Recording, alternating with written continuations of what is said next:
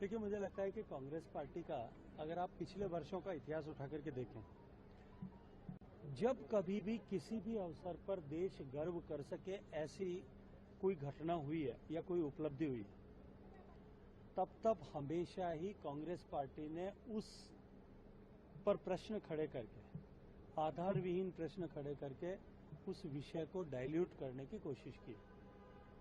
आप याद करके देखिए, जब सर्जिकल स्ट्राइक हुआ था तब उन्होंने उस स्ट्राइक पर प्रश्न खड़े किए थे। जब एयर स्ट्राइक हुआ था तब उसके प्रभाव पर प्रश्न खड़े किए थे।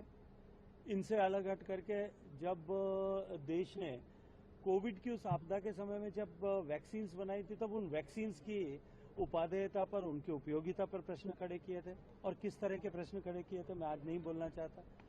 जब भारत का जो है संसद का नया भवन बना था, वो हमारे लोकतंत्र के लिए एक अत्यंत महत्वपूर्ण दिवस था। उस दिन कोई एक कंट्रोवर्सी खड़ी की थी। आप उदाहरण उठा करके देख लिए, जब देश ने कोई उपलब्धि प्राप्त की है जिस पर देशवासियों को गर्व हो, उस दिन जरूर उन्होंने कोई न कोई प्रश्न खड़ा करके उसको धूमिल करने की कोशिश की है।